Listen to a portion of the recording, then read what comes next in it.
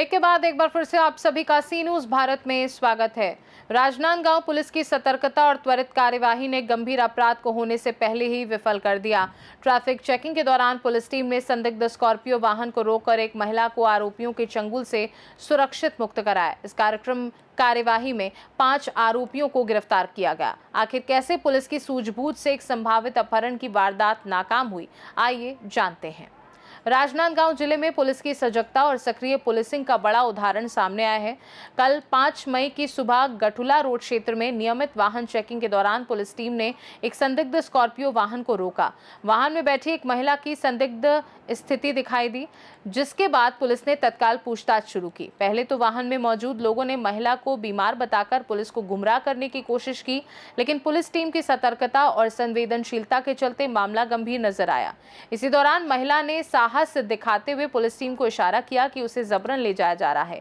मामले में पुलिस ने 5 आरोपियों को गिरफ्तार किया है। आरोपियों के कब्जे से घटना में प्रयुक्त स्कॉर्पियो वाहन, मोबाइल फोन और मिर्च स्प्रे भी जब्त किया गया है। इसमें से सभी अपराधी बेमेतरा जिला से हैं। पुलिस ने आरोपियों के खिलाफ भारतीय न्याय संहिता की विभिन्न धाराओं के तहत मामला दर्ज कर न्यायिक रिमांड पर जेल भेज दिया है।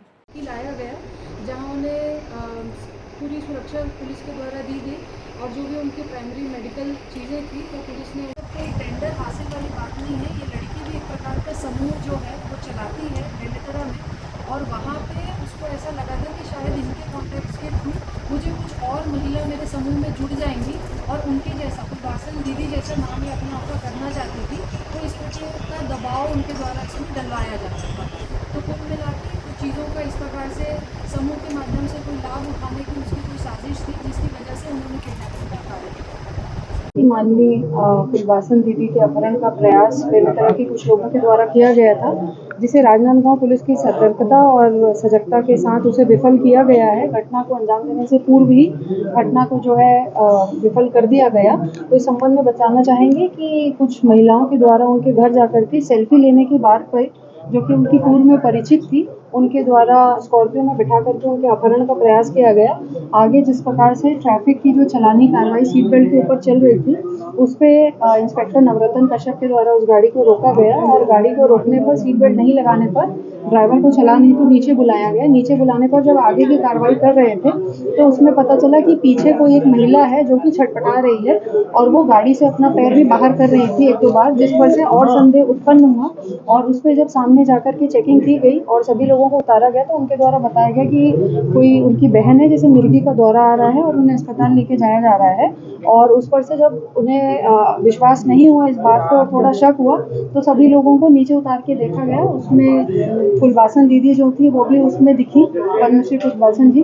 और उसके बाद ट्रैफिक को थोड़ा सा शंका हुई और फिर उन्हें चिखली चौकी ले जाकर के प्रारंभिक पूछताछ की गई, जिसके बाद सुकुल बयान में उन पर एक अपराध कायम किया गया जिसमें क्रिमिनल कॉन्स्पिरेसी और किडनैपिंग की धाराएं लगाई गई हैं। इस पूरे प्रकरण में जो पुलिसकर्मी सहयोगी रहे हैं, जिनकी वजह से पूरा प्रकरण विफल हुआ है और उनकी चालानी कार्रवाई का जो एमसीपी हमारे डीजीपी महोदय के दिशा निर्देश पर विजिबल पुलिसिंग के तहत लगाया जाता है, उसमें उनके नाम इंस्पेक्टर नवरत्न कश्यप, कांस्टेबल कपिल श्रीवास्तव, कांस्टेबल सुखदेव साहू, जिनकी वजह से पूरा प्रकरण जो है उजागर हुआ और बड़ी घटना होने से पूर्व ही इसे बचा लिया गया। और इस प्रकरण में हमारे द्वारा सभी कर्मियों को इनाम दिया गया है। साथ ही आईजी महोदय के द्वारा भी इनाम की घोषणा की गई है। दूसरा, जो 300 रुपये का चालान सीट बेल्ट पे कटता है, तो उस पर ऐसा लग रहा था कि पुलिस कहीं वसूली अभियान तो नहीं चला।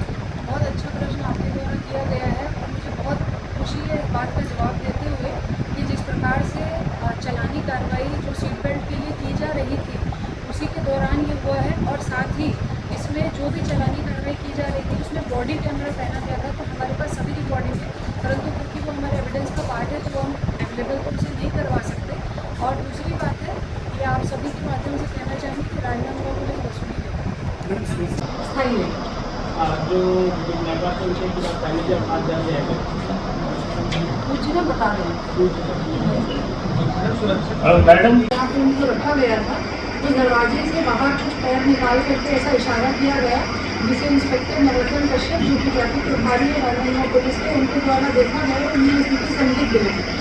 देखने पर दोबारा एक व्यक्ति को भेजा गया पुलिस के और पूछा गया कि क्या बात है, तो उनके द्वारा बताया गया। राजनांदगांव से सी न्यूज़ संवाददाता तुलसी गौतम की रिपोर्ट। राजनांदगांव पुलिस की सतर्कता और त्वरित कार्यवाही ने एक संभावित अपहरण की गंभीर वारदात को समय रहते विफल कर दिया। ट्रैफिक चेकिंग के दौरान मिली सूझबूझ और संवेदनशीलता से न केवल महिला को सुरक्षित बचाया गया बल्कि 5 आरोपियों को भी गिरफ्तार किया गया।